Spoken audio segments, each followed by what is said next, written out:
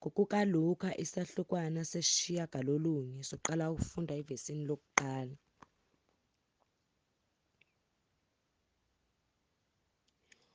Wayesebabizela ndawonye abayi-12 wabanika amandla negunya phezu kwamadimoni onke nokuphulukisa izifo.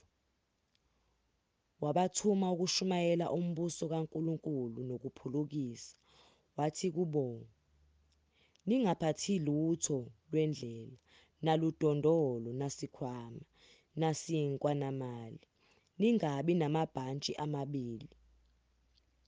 Nakuyiphi indlu eningena kuyo, hlalani lapho nize nimuke khona. Bonke abanganamukeliyo anothi nxa nimuka kulowo muzi nithintithe uthuli ezinyaweni zenu kube ngubufakazi ngabo." Bamuka-ke bahamba imizi ngemizi bashumayela ivangeli, bephulukisa ezindaweni zonke. Kwathi uHerodi umtetrarki ekuzwa konke okwenzekileyo, wasambatheka ngokusho kwabanye ukuthi uJohane uvukile kwabafileyo, ngokwabanye ukuthi u-Eliya ubonakele, ngokwabanye ukuthi kuvukile umprofethi othile kwabadala. Kepha uHerodi wathi, "UJohane ngamnquma ikhanda mina, kodwa ngubani lo engizwa ngaye okunje?" Wafuna ukumbona.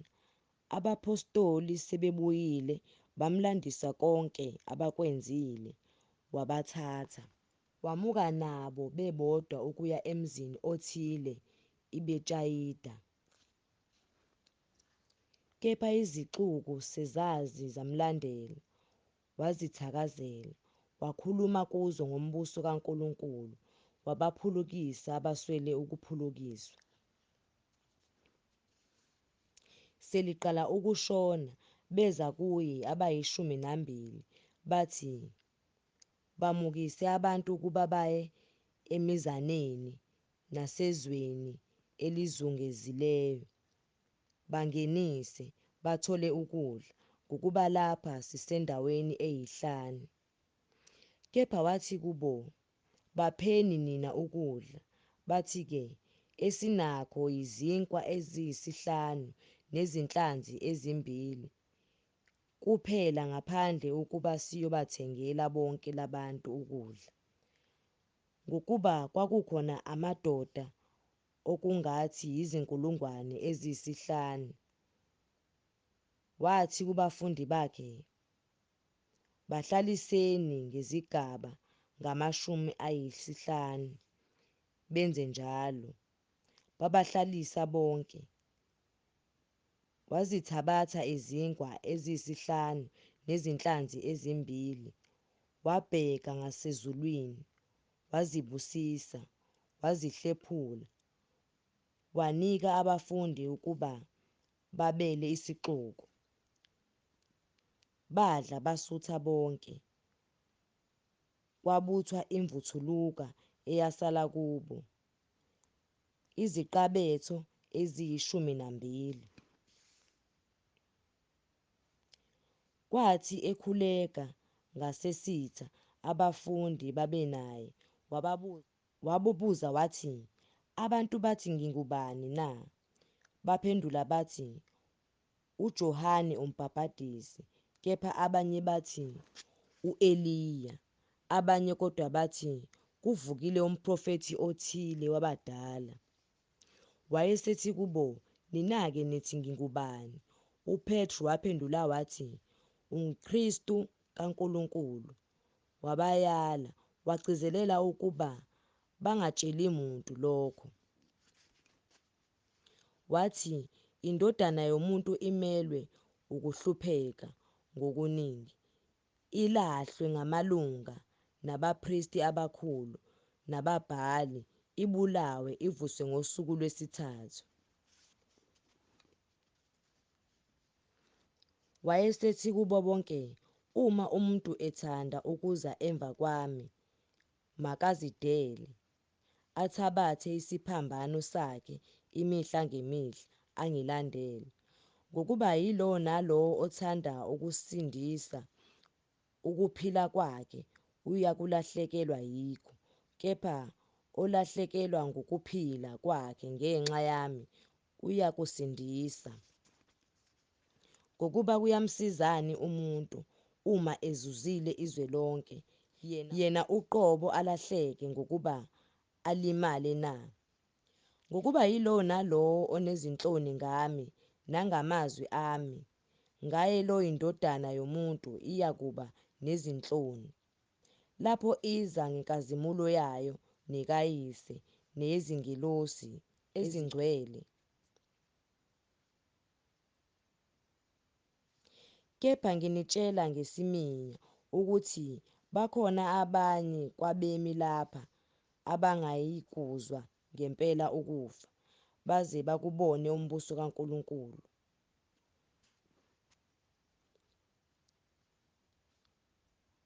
Bheka, kwakhuluma naye amadoda amabili ayengoMose no-Eliya, abonakala ngenkazimulo, akhuluma ngokumuka kwakhe, abemelwe ukukufeza eJerusalema. UPetru nababenaye babekhwelwe ngubuthongo, kepha sebephapheme babona inkazimulo yakhe namadoda amabili emi naye.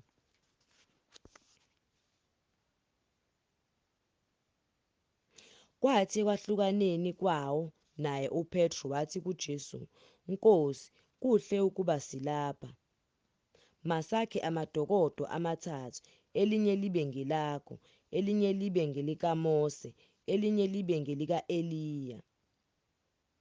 Wayengazi ukuthi uthini. Esakhuluma lokho, kwafika ifu labasithibeza. Besaba ekungeneni kwabo efwini, kwavela izwi efwini lathi, "Lo uyiNdodana yami ekhethiweyo, yizweni." Kwathi livela izwi uJesu wafunyanwa eyedwa, bathula bonke. Ngaleyo mini kabatshelanga muntu neyodwa yalezo zinto abazibonileyo. Kwathi ngangomso sebehlile entabeni, isixuku esikhulu samhlangabeza. Bheka, indoda yasesixukwini yamemeza yathi, "Mfundisi, ngiyakunxusa ukuba ubheke indodana yami, ngokuba yiyo yodwa kimi. Bheka, umoya uyayibamba, idazuluke masinyane, uyihlukumeza, ikhihliza amagwebu, amuke kuyo eseyizukile. Ngibanxusile abafundi bakho ukuba bamkhiphe, kepha bahluleka." UJesu waphendula wathi, "Sizukulwane esingakholwa nesiphambeneyo, koze kube nini nginani? Nginibekezelele na? Yilethe lapha indodana yakho." Kuthe iseza, idimoni layiwisa phansi, layihlukumeza kakhulu. UJesu wamkhuza umoya ongcolile, wamphulukisa umfana, wambuyisela kuyise. Bethuka bonke ngamandla amakhulu kaNkulunkulu. Besamangele bonke ngakho konke okwenzekileyo, wathi kubaprofethi bakhe, "Khwezani lawo mazwi ezindlebeni zenu, ngokuba iNdodana yoMuntu iza kukhashelwa ezandleni zabantu."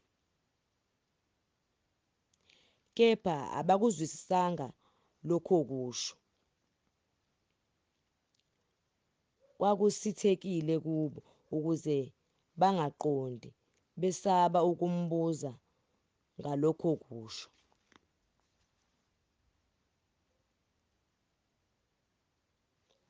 Kwavela ukuzindisana phakathi kwabo kokuba ngubani ongahle abemkhulu kubo.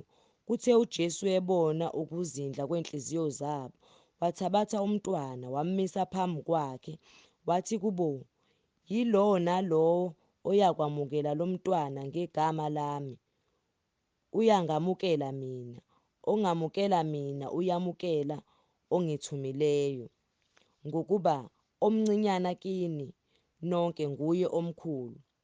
UJohane waphendula wathi, "Nkosi, sabona umuntu ekhipha amadimoni ngegama lakho, samnqabela ngokuba engalandelani nathi." Kepha uJesu wathi kuye, "Ningamnqabeli ngokuba ongamelene nani ungakini." Kwathi seziza kuphelela izinsuku zokwenyuswa kwakhe, wabhekisa ubuso bakhe ukuya eJerusalema. Wathuma izithunywa phambi kwakhe, zahamba zangena emzini wamaSamariya ukuba zimlungisele, kepha awamamukelanga ngokuba ubuso bakhe babubheke eJerusalema. Kuthi abafundi bakhe oJakobe noJohane sebebonile lokho, bathi, "Nkosi, uyathanda ukuba sibize umlilo wehle ezulwini uwaqede na?" Kepha waguquka wabakhuza wathi, "Anazi ukuthi ningabomoya muni, ngokuba iNdodana yoMuntu ayizanga ukubhubhisa imiphefumulo yabantu kodwa ukuyisindisa." Base beya komunye umuzi. Kwathi behamba endleleni, umuntu othile wathi kuye, "Ngizakukulandela noma uya ngaphi." UJesu wayesethi kuye, "Izimpungushe zinemigodi nezinyoni zezulu zinezidleke, kepha iNdodana yoMuntu ayinandawo lapho ingacamelisa khona ikhanda." Wayesethi komunye, "Ngilandele." Wathi yena, "Ngivumele ngiye kuqala ukuyombela ubaba." Kepha wathi kuye, "Yeka abafile bambele abafile babo, kodwa hamba wena ushumayele umbuso kaNkulunkulu." Nomunye-ke wathi, "Ngizakukulandela Nkosi, kepha ngivumele ngiye kuqala ukuyovalelisa abasekhaya." Kodwa uJesu wathi kuye, "Akakho othi esebeke isandla sakhe egejeni abuke emumva, ofanele umbuso kaNkulunkulu."